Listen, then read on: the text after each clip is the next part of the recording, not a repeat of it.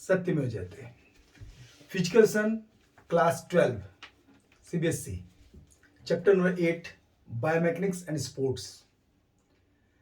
तो ये चैप्टर शुरू करने से पहले एक छोटी सी बात, कुछ बच्चों ने मुझे कमेंट बॉक्स में लिखा, कुछ ने मेरा नंबर वहाँ मांगा था और उन्होंने कहा सर आप पहले कहाँ थे। मैं 2 साल पहले से वीडियो बना रहा था, फिर बीच में कुछ ऐसी स्थिति आ गई कि नहीं बन रहा था वीडियो। दूसरा है कि आप लोग का भी मुझे लगा पीई के वीडियो के लिए डिमांड नहीं है तो क्या बनाना, लेकिन इस बार आसाम से तनुश्री ने कहा कि सर वीडियो बनाइए, थोड़ा कुछ बच्चों का हेल्प करना है। मैंने आपकी वीडियो से देख के अच्छा किया था पीई में, फिजिकल सन में। और भी कुछ बच्चों ने कहा कि सर पीई के वीडियो को रिफ्रेश कीजिए, सिलेबस चेंज हो गया है। तो आप लोगों ने जब कहा तो मैंने शुरू कर दिया है। 2 पंक्तियां मुझे याद आ रही हैं कि मैं तो मौजूद था रातों में उजालों की तरह, मैं तो मौजूद था रातों में उजालों की तरह, तुमने खोजा ही नहीं खोजने वालों की तरह। तो खोजने वालों की तरह खोजते आप अगर पहले ही मैसेज कर देते, पहले ही बोलते तो मैं पहले ही टाइम निकालता, लेकिन कोई बात नहीं, दे रहा है दुरुस्त है। तो बायोमैकेनिक्स स्पोर्ट्स में बेसिकली हम लोग को क्या क्या पढ़ना है। तो सबसे पहले Newton's law of motion and its application sports. देखिए मेरा अंदाज क्या होता है कि मैं पूरा सिलेबस डिस्क्राइब कर लेता हूँ, उसको समझाता हूँ, उसके कंसेप्ट को समझा देता हूँ, ताकि क्वेश्चन कितना भी घुमा फिरा पीछे आप बना लें। एक बच्चे अभी हैं, कोई तनिष्क जैन थे, तो वो मुझसे पूछ रहे थे कि किस तरह से नंबर अच्छा लाना है, कौन से किताब से पढ़े। मतलब किसी किताब से पढ़िए, उसका टेक्निक ये है कि बेसिक कंसेप्ट जो है उसको समझिए, और उससे क्या होगा कि आप कुछ पॉइंट्स खुद से ही बना पाएंगे। कुछ पॉइंट्स याद रहेगा, कुछ पॉइंट याद नहीं भी रहेगा, आप खुद से बना पाएंगे क्योंकि कंसेप्ट क्लियर है। डिफिनेशन रखना पड़ेगा तो बहुत डिफिनेशन है ही नहीं, पूरे पीई में 6 से 8 डिफिनेशन है, मिला के 8-10, तो 8-10 डिफिनेशन याद किया जा सकता है। Newton laws of motion and its application in sports. Newton law of motion class 8-9 में पढ़े होंगे आप लोग। न्यूटन लॉ ऑफ मोशन में आपका सबसे पहला motion law of inertia. Law of inertia mean जैसे भी ये बटन बंद था, लेकिन ये बंद ही रहता अगर मैं खुद नहीं खोलता। लेकिन आपको अधिकतर एग्जांपल इसमें देना है इन फील्ड ऑफ स्पोर्ट्स। तो application field of sports, law of inertia क्या कहता है कि कोई वस्तु अपनी स्थिति में बने रहती जब तक उस पर बाह्य बल नहीं लगाया जाए, एक्सटर्नल फोर्स नहीं लगाया जाए, और तब तक गति में रहेगी, तब तक वो चलती रहेगी जब तक फिर से उस पर बाह्य बल नहीं लगाया जाए। गाड़ी स्टार्ट तब तक नहीं होगी जब तक उसको इंजन फोर्स ना दे, और तब तक नहीं रुकेगी जब तक ब्रेक ना लगा दिया जाए।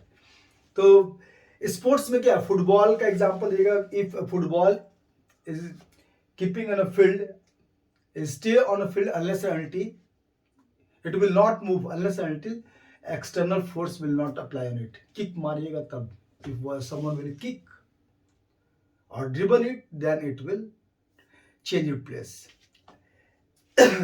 And if someone will not stop and there is no frictional force, it will go on. कब तक चलता रहेगा? जब तक कि वो अनंत तक। तो ये 2-3 और एग्जाम्पल आप, क्योंकि बहुत एग्जाम्पल है लॉ ऑफ इनर्शिया के। एक प्लेयर खड़ा है, एक स्प्रिंटर खड़ा है 100 मीटर पे, on your mark set go. जब तक वो अंदर से दम नहीं लगाएगा, कितना भी गो बोल लीजिए उसको, अगर अंदर से फोर्स लगाएगा तभी वो चल पाएगा। क्रिकेट में अगर बॉल पड़ा हुआ है तो पड़ा हुआ है, जब एक कोई उठाता है तो पिक होता है, जब फेंकता है तो सुर जाता है। लॉ ऑफ इनर्शिया हर जगह। फिर रुकने के लिए दम लगाना पड़ता है, रोकने के लिए, फिर उसका अपने आप को रोकने के लिए, इसलिए 100 मीटर जो तेज दौड़ते हैं उसको रोकने के लिए थोड़ा टाइम लग जाता है। तो लॉ ऑफ इनर्शिया बहुत एग्जाम्पल आप खुद से सोच सकते हैं, दे सकते हैं। बास्केटबॉल का, फुटबॉल का, किसी भी बॉल का, कहीं भी किसी प्लेयर का, तो वो जब तक मूव नहीं करना चाहेगा, मूव नहीं करेगा, रोकने के लिए फिर उसको फोर्स लगाना पड़ेगा। लॉ ऑफ इनर्शिया का एग्जांपल आपको देना है स्पोर्ट्स से। सेकंड है law of acceleration. Law of acceleration में ऑब्जेक्टिव में अधिकतर पूछता है कि चार ऑप्शन रहेगा, जैसे the acceleration is directly proportional to, और 4 ऑप्शन रहेगा, या इनवर्सली प्रोपोर्शनल टू, 4 ऑप्शन रहेगा। अब लॉ ऑफ एक्सेलरेशन क्या कहता है कि जब भी किसी वस्तु को एक्सेलरेट करना है तो उस पर बल लगाना होगा, फोर्स लगाना होगा। और जिस दिशा में फोर्स लगाया जाए उसी दिशा में एक्सेलरेशन होगा। तो ये जो एक्सेलरेशन होता है, फोर्स जितना बढ़ाएगा उतना बढ़ जाएगा, यानी कि फोर्स के डायरेक्टली प्रोपोर्शनल है। और जितना उसका मास बढ़ा दिया जाए उतना घट जाएगा। जैसे अगर फोर्स अगर लगा भी रहे और मास बढ़ा देंगे तो वो घट जाएगा। आप जितना दम से एक साइकिल को ढकेल दीजिए उतना ही दम से अगर आप ट्रक को ढकेलिएगा तो नहीं जाएगा। तो acceleration is directly proportion to its force and inversely proportion to its mass, ये याद रखिएगा। अब स्पोर्ट्स में एग्जांपल क्या देना है कि शॉटपुट में अगर एक आदमी फेंक रहा शॉटपुट का भार बढ़ा दिया जाए, या डिस्कस का भार बढ़ा दिया जाए, या जेवलिन का भार बढ़ा दिया जाए, तो वो अगर इनिशियल वेलोसिटी बराबर है और अगर उसका प्रोजेक्टाइल का डिग्री बराबर है, सब चीज बराबर है, तो भार जैसे ही बढ़ेगा वो घट जाएगा, क्योंकि उसके भार के इनवर्सली, मास के जो है इनवर्सली प्रोपोर्शनेट है और फोर्स के डायरेक्टली प्रोपोर्शनेट है। इसको याद रखिएगा, ठीक है। ये लॉ ऑफ एक्सेलरेशन है और ये सब एग्जाम्पल हैं। और एग्जाम्पल भी आप डाल सकते हैं कि अगर आप किसी चीज़ को जोर से किक करते हैं तो ज़्यादा दूर जाता है, लेकिन उसका अगर भार में चेंजिंग कर दिया जाए तो फिर वो जो है भार बढ़ा दिया जाएगा, भार घटा दिया जाए तो ज़्यादा तेज जाएगा, भार बढ़ा दिया जाए तो या कम दूर जाएगा। नेक्स्ट है law of reaction, law of equal and opposite reaction. ये तो मुझे लगता है कि कॉमनली हर कोई इसका ये एग्जाम्पल जानते हैं। किसी भी चीज के बराबर और विपरीत प्रतिक्रिया होती है। अब देखिए, अब मैं हाथ ऐसे ले जा रहा हूं तो ये तो एक ही क्रिया है। अब बोले इसमें प्रतिक्रिया क्या है? तो जब किसी और की क्रिया से मिलेगा, जब दो वस्तुओं के बीच, दो चीजों के बीच क्रिया होती है तो बराबर इक्वल अपोजिट रिएक्शन उसका होता है। जैसे जमीन पर जब हम लोग चलते हैं, जो इतना तेज जमीन को पीछे ढकेलते हैं, जमीन हमें उतना तेज आगे ढकेलती है। जंप करने समय हम जमीन को जितना भी नीचे मारते हैं उतना ऊपर जाते हैं। तो ये जो है एग्जाम्पल आपको इसमें क्या देना है कि टेकअप बोर्ड पर जब एक प्लेयर जोर से पैर पीछे की ओर मारता है तो लॉन्ग जंप ज्यादा आगे की ओर जाता है। हाई जंप में जब जोर से जमीन पर नीचे की ओर मारता है तो बॉडी को ऊपर की ओर ले जाते हैं। तो इक्वल एंड अपोजिट डायरेक्शन होता है हर चीज का। उसका और एग्जाम्पल भी आप दे सकते हैं कि जब प्लेयर जो है तेज दौड़ता है तो जितना तेजी से जमीन को पीछे की ओर मारते रहता है, आगे बढ़ते रहता है।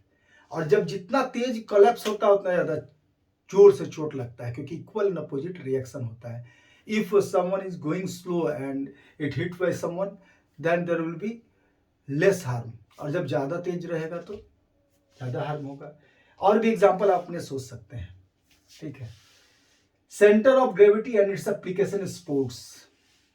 अब सेंटर ऑफ ग्रेविटी क्या, जैसे मैं यहाँ खड़ा हूं तो मैं तभी तक खड़ा हूं जब मेरे अंदर जो भी चीजें चल रही, जो एनर्जी मेरा है और जो मेरा बॉडी का टेढ़ा भी हो गया है, तो एनर्जी और वो बॉडी का सब मिलाकर जीरो मान है, तभी स्टेबल है हम लोग। सेंटर ऑफ ग्रेविटी कहती है कि किसी भी चीज की जो भार है वो कहीं ना कहीं एक सेंटर से गुजरती है। जैसे मैं ऐसे टेढ़ा जाता हूँ तो इधर से को गुजर रही है, तो सीजी थोड़ा सा साइड घसक गया, एकदम सीधा हूँ, एकदम सीधा तो पैर फैला खड़े हम लोग हल्का, तो हमारा सीजी लगभग हमारे नेवल पे होता है, नाभि के पास होता है। तो सेंटर ऑफ ग्रेविटी जो है वो बहुत काम आता है, क्योंकि सेंटर ऑफ ग्रेविटी जो है जितना नीचे रहता है उसकी स्टेबिलिटी बढ़ जाती है। आगे हम लोग इसको पढ़ेंगे इक्विलिब्रियम में। तो सीजी क्या है कि center of gravity can be denotes as a place where the body mass, center of the body mass, where the body mass is in its center। या फिर आप कह सकते हैं, आप अपने लैंग्वेज में जो भी इसको बनाना चाहे कि हाँ, जो बॉडी कोई भी है उसका जहां से मास को चारों ओर इक्वली डिवाइड किया जा सकता है, वो सेंटर ऑफ ग्रेविटी है। It is a point from where all the mass of the body is equally divided। अगर चारों ओर से इक्वली डिवाइड किया जा सकता है वो सेंटर ऑफ ग्रेविटी हुआ। जैसे किसी भी चीज को स्टेबल करने के लिए, जैसे बॉल को स्टेबल करना है तो कोई एक जगह होगा जहां से स्टेबल आराम से हो जाएगा, तो ये इसके सेंटर हो गया। और सेंटर ऑफ इसके बॉल के भी बीच का एक सेंटर होगा जहां जिसके चारों इसका मास बराबर होगा लगभग। तो लगभग, या फिजिक्स में लगभग नहीं होता, पूरा का पूरा बराबर होगा, तो वो सेंटर ऑफ ग्रेविटी हुई इसके। तो इसको आप अपने लैंग्वेज में जिस तरह से बनाना चाहें उसको बना लीजिएगा। अपने ढंग से ट्रांसलेट कर लीजिएगा। सेंटर ऑफ ग्रेविटी एंड इस एप्लीकेशन स्पोर्ट्स। अब इसका एप्लीकेशन क्या है, तो जिस चीज़ के सेंटर ऑफ ग्रेविटी जो है हम जानते हैं कि कहाँ है, उसके अनुसार उसको फंक्शन कराना आसान होता है। If we know where is the center of the ball, then we kick one side, then it will turn from another side. Spinning के लिए भी सेंटर ऑफ ग्रेविटी और किसी भी ऑब्जेक्ट की स्टेबिलिटी के लिए सेंटर ऑफ ग्रेविटी का अध्ययन करना जरूरी होता है। सेंटर ऑफ ग्रेविटी का अध्ययन करने से क्या होगा ये आगे मैं बताता हूँ। यहाँ पर लगता है भूल गए, हाँ एक पॉइंट छूट गया था इसीलिए। इक्विलिब्रियम, इक्विलिब्रियम यानी कि स्टेबिलिटी, ये दो तरह का होता है, स्टैटिक और डायनेमिक। मोबाइल वहाँ पड़ा हुआ है, रिकॉर्डिंग हो रहा है, ये वहाँ इसलिए है क्योंकि ये स्टैटिक इक्विलिब्रियम में यहाँ है और मैं यहाँ खड़ा हूँ और बीच में हिल भी रहा हूँ तो डायनेमिक इक्विलिब्रियम, और बीच में एकदम स्टैटिक खड़ा हूँ तो स्टैटिक इक्विलिब्रियम। अब इस इक्विलिब्रियम का कुछ प्रिंसिपल है जो कि अगर जान लिया जाए, जो कि एग्जाम में लिखना पड़ सकता है आपको। What are the principles of equilibrium? More the base more the stability. Equilibrium means stability. जितना बेस चौड़ा होगा और ऊपर पतला होगा उसकी स्टेबिलिटी उतनी ज़्यादा होगी। बराबर तो स्टेबिलिटी कम होगी। नीचे पतला कर दिया ऊपर आ गया तो कभी भी गिर सकता है, स्टेबिलिटी कम होगी। The lower the centre of gravity, अब देखिए यहाँ सेंटर ऑफ ग्रेविटी आ गया, तो सेंटर ऑफ ग्रेविटी भी पूछेगा तो आप इस एग्जाम्पल में डालिएगा कि इक्विलिब्रियम को बढ़ाने के लिए सेंटर ऑफ ग्रेविटी काम आता है। The lower of CG the more the stability. अब जैसे कोई लोहा है और वो हल्का सा ऐसे है तो उसका सीजी ना बहुत नीचे की तरफ रहेगा क्योंकि बहुत भारी चीज है, तो सीजी नीचे है तो उसकी स्टेबिलिटी ज्यादा होगी। लकड़ी का टुकड़ा जो है वो ऐसे है तो अगर थोड़ा सा उसका ऊपर होगा, हल्का सा इधर होगा तो स्टेबिलिटी ज्यादा जहां कहाँ हुई, तो जो भारी चीज है।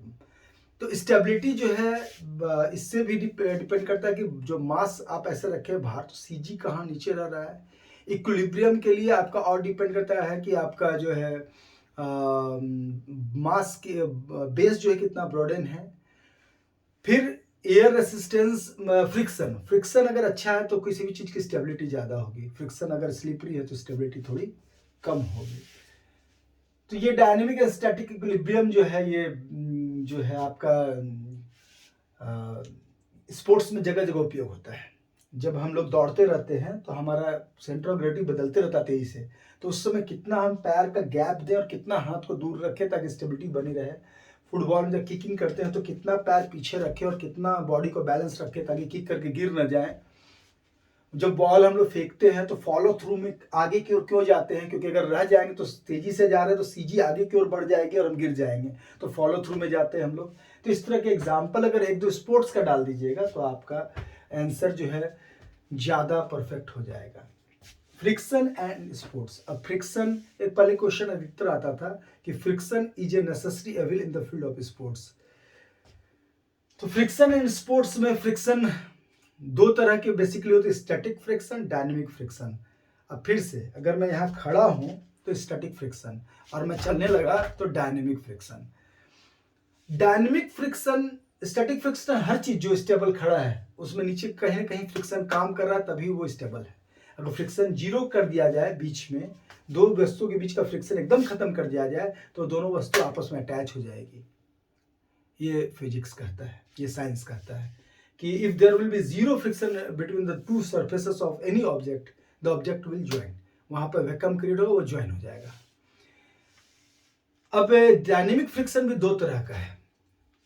स्टैटिक तो स्टैटिक है ही, हर चीज जो स्टैटिक है स्टैटिक फ्रिक्शन काम कर रहा है, लेकिन जहां स्टैटिक है और फोर्स लगा रहा है वो हिलने शुरू हुआ है, तो जहां से वो हिलने शुरू होता है उसको लिमिटिंग फ्रिक्शन बोलते हैं, वहां से लिमिटिंग शुरू होता है। लेकिन ये आपके सिलेबस उतना है नहीं, लेकिन दो चीज लिख दीजिएगा, स्टैटिक फ्रिक्शन की, दो भी कोई भी चीज वस्तु खड़ी है कहीं भी स्टैटिक है तो स्टैटिक फ्रिक्शन काम कर रहा है। अब डायनेमिक फ्रिक्शन दो तरह का है, एक स्लाइडिंग एक रोलिंग। डायनेमिक जब है तो स्लाइडिंग और रोलिंग। स्लाइडिंग माने किसी चीज को खींच के ले जा रहे हैं, जैसे मान लीजिए इस बोर्ड को घसकाना चाह रहे हैं तो ये स्लाइडिंग, घसक रहा है तो स्लाइडिंग हो गया। और रोलिंग हुआ जैसे इस बॉल को हम लोग लुढ़का देंगे, ये हाथ पैर से लुढ़कते हुए जा रहा है तो ये रोलिंग। तो सबसे पहले जब लोगों ने देखा, आदिमानव ने, जो एंशिएंट मैन थे उन्होंने देखा, होमो सेपियंस जो शुरू में आए थे, उन्होंने देखा कि पत्थर बड़े आराम से लुढ़क रहे हैं, तो उनके दिमाग में गोल चीजें आसानी से जाती हैं आगे की ओर, तभी चक्का का आविष्कार हुआ था कि चक्का पर अगर दो चक्का गोल गोल बना के उस पर कुछ सामान रख दिया जाए बीच में और उसको लुढ़काया जाए तो साथ साथ चल जाएगा। तो रोलिंग फ्रिक्शन उसी समय लोग जाना कि रोलिंग फ्रिक्शन। तो रोलिंग फ्रिक्शन जो है सबसे इजीली जो है मूव करने वाला होता है, इसलिए गोल चीज़ें मूव जल्दी करती हैं। और स्लाइडिंग फ्रिक्शन थोड़ा सा ज़्यादा मेहनत करता है क्योंकि उसको खींच के लाना पड़ता है। अब स्लाइडिंग फ्रिक्शन में भी है, अगर फ्रिक्शनल फोर्स नीचे कम हो, फ्रिक्शन हटा दिया जाए, एकदम स्लिपरी रहे तो आदमी रखते चले जाएगा। लेकिन अगर सिंपल सरफेस पे ले जाना है तो रोलिंग फ्रिक्शन ज़्यादा बेहतर होता है। तो आप थोड़ा सा एग्जांपल दे सकते हैं कि आइस स्केटिंग जब होता है तो वहाँ पर स्लाइडिंग फ्रिक्शन काम करता है, लेकिन जब हम रोलर स्केटिंग करते हैं तो वहाँ पर रोलिंग फ्रिक्शन काम करता है। स्लाइडिंग फ्रिक्शन, रोलिंग फ्रिक्शन वहाँ काम करता है। रोलिंग फ्रिक्शन जो है सारे सरफेस पे अच्छा माना जाता है स्लाइडिंग की अपेक्षा।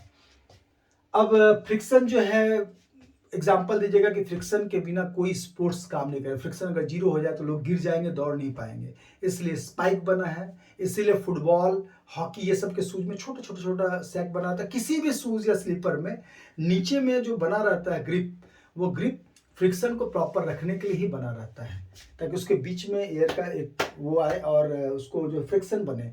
नेल्स जब जमीन के अंदर धस जाएगा, टर्फ के अंदर धस जाएगा तो दौड़ने समय पीछे को नहीं खिसकेगा। पीछे की ओर जितना खिसकेगा उसको ज़्यादा एनर्जी लगानी पड़ेगी और गिर सकता है वो। तो प्लेयर तेज दौड़ने में भी गिरे नहीं और वो सही एनर्जी लगा पाए, उसके लिए नेल्स लगाया जाता है। नेल्स अगर ज़्यादा साइज बढ़ा दीजिएगा तो वो ज़्यादा जमीन धस गया तो आपको दौड़ने भी नहीं देगा। तो फ्रिक्शन इज नेसेसरी एविल, ये एक दुश्मन तो है, दुष्ट तो है, लेकिन ये जरूरी है फ्रिक्शन। क्योंकि फ्रिक्शन ज़्यादा होता है तो टायर ज़्यादा खींचता है, फ्रिक्शन ज़्यादा होता है तो बॉल, फुटबॉल, वॉलीबॉल सब जल्दी ख़त्म हो जाते हैं। लेकिन फ्रिक्शन प्रॉपर होना बहुत ज़रूरी है किसी भी स्पोर्ट्स को, जीवन में जनरल एक्टिविटी को भी करने के लिए ठीक से। Projectile in sports. अब देखिए प्रोजेक्टाइल को अगर जो 11-12 में फिजिक्स ये साइंस लिए होंगे तो बहुत अच्छा से पढ़े होंगे कि साइन 2 स्क्वायर थीटा कैसे वो 45 डिग्री का मान 1 सबसे ज़्यादा होता है। लेकिन आपको उतना डेप्थ में पढ़ना नहीं है, लिखना भी नहीं हुआ क्योंकि पी के लिए है।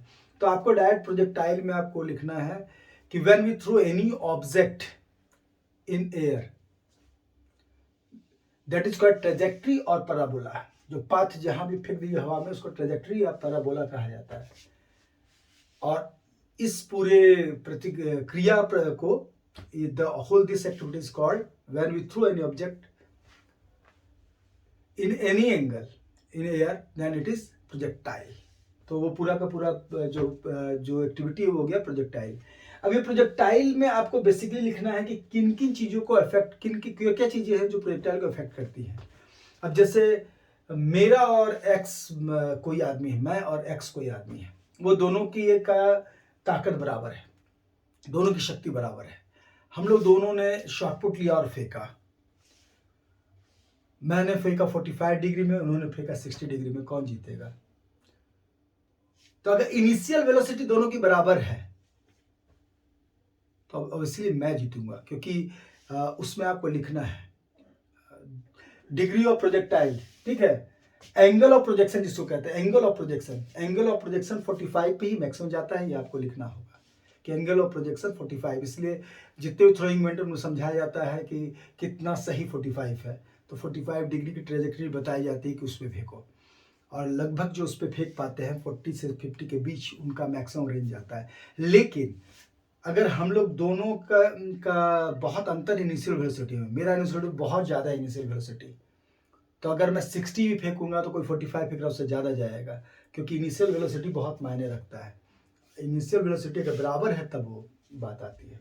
तो पहला होता है एंगल ऑफ प्रोजेक्शन, दूसरा होता है projection height relevant to the landing surface. Projection height relevant to the landing surface. अब मैं यहां से फेंक रहा हूं, सामने पहाड़ है, ऊंचा है सामने, सरफेस अगर ऐसे इंक्लाइंड है और मैं नीचे से फेंक रहा हूं तो क्या होगा, ये जल्दी टकरा जाएगा यहाँ। तो लैंडिंग सरफेस अगर नीचे है तो आपको ये एग्जांपल देना है, if landing surface is on higher level then the distance will be travel less, and if it is in lower level then the any object when thrown in the air it will travel more. Trajectory उसका ज़्यादा होगा, इसका trajectory कम होगा। तो ये चीज जो है angle of projection height relevant to the landing surface, और मैंने पहले ही बताया इनिशियल वेलोसिटी, और उसके बाद होता है ग्रेविटी। अब अगर यहाँ पर अगर हम लोग कुछ फेंक रहे हैं हवा में, तो इनिशियल वेलोसिटी और एंगल और लैंडिंग सरफेस सब अगर एक जैसा ही, अर्थ जैसा ही मून पे होगा, तो मून पे वो चीज़ 6 गुना ज़्यादा जाएगी। कारण क्या है, वहाँ की ग्रेविटी 1/6 है। तो ग्रेविटी भी उसके डिपेंड करता है कि ग्रेविटी कितनी है, उसके अनुसार प्रोजेक्शन डिपेंड करता है। फिर एयर रेसिस्टेंस, बाकी जगह जहाँ एयर नहीं है रेसिस्टेंस के लिए, वहाँ और ज़्यादा दूर जाएगा। अगर किसी समय एयर जो है सपोर्ट कर जाती है, एयर कभी सपोर्ट कर जाती है थ्रोइंग इवेंट में या रनिंग वाले को, जहाँ भी एयर में अगर फेंके किसी चीज़ को, जंप किए, लॉन्ग जंप किए दौड़ते हुए, तो एयर थोड़ा भी सपोर्ट करती है, पीछे से आ रही है तो वो आपके दूरी को बढ़ा देती है, और सामने से आ रही है तो दूरी को घटा देती है। तो एयर रेसिस्टेंस भी आपके प्रोजेक्टाइल के डिस्टेंस को, प्रोजेक्टाइल के डिस्टेंस को जो है प्रभावित करता है, इफेक्ट करता है। एंड लास्ट स्पिन, ये भी देखा गया है प्रयोग के द्वारा कि जब हम एयर में कोई भी चीज़ को फेंकते हैं और एयर जिस दिशा में फेंक रहे उसी दिशा में सामने की ओर अगर कोई स्पिन कर रहा है, तो एयर को काटता है अच्छे से और ज़्यादा दूरी तय करता है, और अगर रिवर्स घूम रहा है तो एयर को रोकता है और कम दूरी तय करता है। इसलिए डिस्कस को भी बताया जाता है जब फेंकने समय इसको ऐसे घुमा दो ताकि वो कटते हुए जाए तो ज़्यादा दूर जाएगा। तो इस तरह के जो है आपके जो है प्रोजेक्टाइल के रूल है। तो इसको थोड़ा सा एक बार आप स्क्रीनशॉट लेना चाहते हो तो ले लीजिए कि यही आपका मेन है सिलेबस, और इसी को आपको डील करना है यहाँ पर। अब मैं अपने वीडियो का एनालिटिक्स देख रहा था, अधिकतर मैं ज़्यादा देखता नहीं हूँ, तो वहाँ पर मैंने देखा कि बहुत सारे बच्चे अभी जो है मिस्टर बिस्ट जो है उनको जो है विजिट कर रहे हैं, कोई टेक्निकल गुरु को भी। तो अभी ये लोग खराब नहीं है, लेकिन अभी एग्ज़ाम का टाइम है, अभी पढ़ लीजिए और उसके बाद सब विजिट करते रहिएगा। वो भी जितने भी इस तरह की चीज़ें हैं ना, वो एक टाइम रखिए, फिक्स टाइम कि हाँ उससे ज़्यादा आपको विजिट नहीं करना है। इसी वीडियो के इसमें डिस्क्रिप्शन में मैं सारे अदर वीडियो का लिंक दे दूंगा, क्योंकि बहुत सारे बच्चे परेशान हैं कि सर कहाँ कहाँ से ढूंढें। तो एक प्लेलिस्ट भी मैंने बना दिया अपने चैनल पे फ्रेश, और मैं इसमें डिस्क्रिप्शन में लिंक भी सारे का एक साथ शेयर कर दे रहा हूँ, ताकि आप आराम से जो है वो एक ही जगह पर देख पाए। सैम्पल पेपर जो मैंने हल किया है वो जरूर देखिएगा, क्योंकि सैम्पल पेपर मैंने बड़े शांत मन से अच्छे से डील किया है। तो सैम्पल पेपर एक क्वेश्चन है, उससे रिलेटेड और क्या क्या आ सकता है वो भी मैंने साथ में पढ़ाया है। तो इसलिए जो है ना आप उसको जो है जरूर देख लीजिए कि सैम्पल पेपर को कैसे मैंने डील किया है, कैसे मैं जो है उसको ये कर रहा हूँ, ठीक है। और एक लास्ट आखिरी बात कि जब भी आप पढ़ाई करते हैं ना, कोई स्ट्रेस मत लीजिए, क्योंकि बहुत लोगों को पढ़ने का मौका नहीं मिलता जीवन में। 60% से ज़्यादा जनसंख्या ऐसी है जिसको 3 टाइम खाने का नहीं है, तो अच्छे स्कूल में पढ़ेंगे कहाँ से। आपको मौका मिला है तो उसको एंजॉय करने सीखिए। एक लाइन है, खुशियों से खोलकर बाहें तू राह सजाता चल, खुशियों से खोलकर बाहें तू राह सजाता चल, रख मंजिल पर निगाहें और कदम बढ़ाता चल। तो मंजिल पर निगाह रखिए और कदम बढ़ाते रहिए, आप जरूर सफल होंगे। स्वस्थ रहें, सुखी रहें, इसी आशा के साथ सबको बहुत बहुत धन्यवाद।